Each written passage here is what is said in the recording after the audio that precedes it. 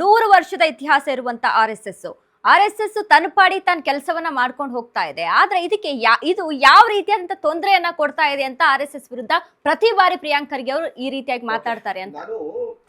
ಪ್ರಿಯಾಂಕಾ ಖರ್ಗೆ ಅವರು ನಾ ಮಾತಾಡಿರೋದನ್ನು ಒಂದು 37 ನಿಮಿಷ ಇತ್ತು, ಪೂರ್ತಿ ಕೇಳಿದೆ. ಮತ್ತು ನನಗೆ ಆ ಕಾರ್ಯಕ್ರಮಕ್ಕೆ ನನಗೂ ಇನ್ವೈಟ್ ಇತ್ತು, ಹೋಗ್ಲಿಕ್ಕಾಗಲಿಲ್ಲ.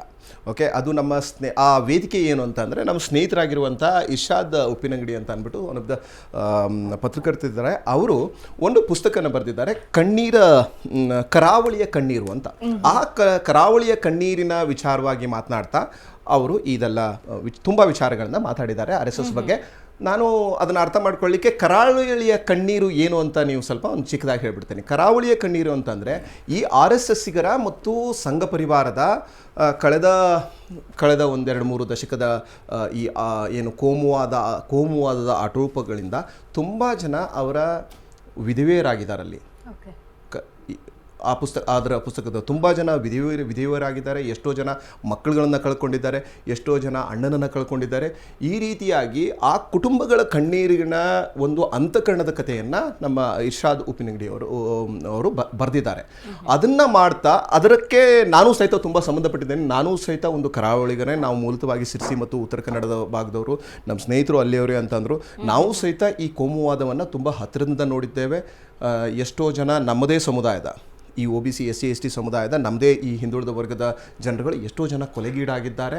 ಪಾಪ ಬೈ ದ ಟೈಮ್ ಅವರು ರಿಯಲೈಸ್ ಆಗಿ ಹೊರಗಡೆ ಬರೋ ಸಮಯದಲ್ಲಿ ಅವರ ಜೀವನೂ ಹೋಗಿತ್ತು. ಇಂಥದ್ದೆಷ್ಟೋ ಘಟನೆಗಳ ಉದಾಹರಣೆಗಳನ್ನ ಈ ಕರಾವಳಿ ಕಣ್ಣೀರಿನಲ್ಲಿ ಅವರು ದಾಖಲಿಸಿದ್ದಾರೆ. ಆ ಪುಸ್ತಕದ ಬಿಡುಗಡೆ ಸಮಯದಲ್ಲಿ ಇವರು ಮಾತನಾಡಿರೋದು ಏನು ಮಾತಾಡಿದ್ರು ಅಂತಂದರೆ, ನೋಡಿ, ಇದೊಂದು ರೋಗ, ಇದೊಂದು ರೋಗಿ.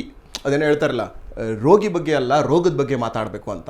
ಅದೇ ಕಾಂಟೆಕ್ಸ್ಟಲ್ಲಿ ಬಿ ಜೆ ಪಿ ಅದೊಂದು ನೆರಳು, ಅದರ ಹಿಂದಿರುವ ದೆವ್ವದ ಬಗ್ಗೆ ವಿಚಾರ ಮಾಡಿ. ಯಾಕಂತಂದರೆ RSS is a ideological father for BJP. So ಆ ಕಾರಣಕ್ಕೋಸ್ಕರ ನೀವು BJP ಜೊತೆ ಹೊಡೆದಾಡೋದ್ರಿಂದ ಅಲ್ಲೇನೂ ಸಿಗಲ್ಲ, ಅದು ನೆರಳು. ಅದರ ಹಿಂದಿರುವಂಥ ಭೂತವನ್ನು ನೀವು ಆಯ್ಕೆ ಮಾಡಿ ಅದರ ವಿರುದ್ಧ ಹೋರಾಡಬೇಕು ಹೇಳೋ ನಿಟ್ಟಿನಲ್ಲಿ ಅವ್ರು ಹೇಳಿದ್ದಾರೆ. ಮತ್ತು ಆರ್.ಎಸ್.ಎಸ್ ಏನೇನು ಮಾಡುತ್ತೆ, ಅದರ ಫಂಡ್ ಮಿಸ್ಮ್ಯಾನೇಜ್ಮೆಂಟ್ ಎಲ್ಲಿಂದ ಬರುತ್ತೆ, ಅದಕ್ಕೆ ಬರೋ ಹಣ ಎಲ್ಲಿಂದ ಬರುತ್ತೆ.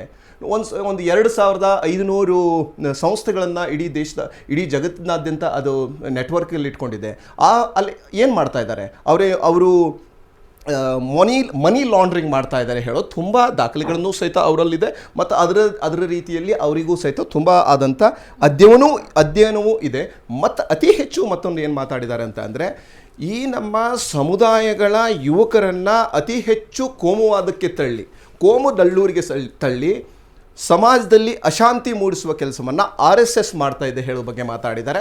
ಅದು ನಿಜವಾಗ್ಲೂ ನಿಜ ಅಂತ ಹೇಳೋದು ನಾನು ಸಹಿತ ದೃಢೀಕರಿಸ್ತೇನೆ. ಯಾಕೆಂದರೆ ನಾನು ಒಬ್ಬ ಕರಾವಳಿಗನಾಗಿ ನಾನು ಸಹಿತ ನೋಡಿದ್ದೇವೆ ಮತ್ತು ಅವರ ಸಂಕಷ್ಟಗಳನ್ನು ಸಹಿತ ನೋಡಿದ್ದೇವೆ. ಇಂಥ ಒಂದು ಪ್ರಕ್ಷುಬ್ಧ ಪರಿಸ್ಥಿತಿಯಲ್ಲಿ ಕರಾವಳಿಗೆ ಯಾವುದೇ ಇನ್ವೆಸ್ಟ್ಮೆಂಟ್ ಹೋಗ್ತಾ ಇಲ್ಲ ಹೇಳೋ ನಿಟ್ಟನ್ನು ಮಾತಾಡಿದ್ದಾರೆ. ಅದು ಇತ್ತೀಚೆಗೆ ಕರಾವಳಿಗರಿಗೂ ಸಹಿತ ಅರ್ಥ ಆಗಿದೆ. ಕರಾವಳಿಗರೂ ಸಹಿತ ಇತ್ತೀಚೆಗೆ ಪ್ರಜ್ಞಾವಂತರಾಗಿದ್ದಾರೆ. ಆದರೆ ಧರ್ಮ, ಜಾತಿ ಮತ್ತು ದೇವರ ಹೆಸರಲ್ಲಿ ಯುವಕರುಗಳನ್ನು ಏನು ಒಂದು ರೀತಿಯಾಗಿ ಉತ್ತೇಜಿಸುತ್ತಾ ಧರ್ಮದ ಹೆಸರು ಕಾರಣಕ್ಕೋಸ್ಕರ ಈ ಸಂಘಟನೆಗಳಿಗೆ ಕೆಲವರನ್ನು ಹಾಕ್ಕೊಂಡು ಅಲ್ಲಿ ಅಶಾಂತಿಯನ್ನು ಹುಟ್ಟಿಸುವ ಕೆಲಸವನ್ನು, ಮುಸಲ್ಮಾನರ ವಿರುದ್ಧ ನಮ್ಮನ್ನೆಲ್ಲರನ್ನು ಎತ್ತಿಕಟ್ಟುವ ಕೆಲಸವನ್ನು ಈ ಸಂಘಟನೆ ಮಾಡ್ತಾ ಇದೆ. ಅದರ ವಿರುದ್ಧವಾಗಿ ನಮ್ಮ ಪ್ರಿಯಾಂಕಾ ಖರ್ಗೆಯವರು ರಣಕಾಳೆಯನ್ನು ಮೂಡಿದ್ದಾರೆ. ಅವರ ಪರವಾಗಿ ನಾವಿದ್ದೇವೆ, ಯಾಕೆಂದರೆ ಅವರು ನಿಜವಾಗ್ಲೂ ನಮ್ಮ ಪರವಾಗಿದ್ದಾರೆ.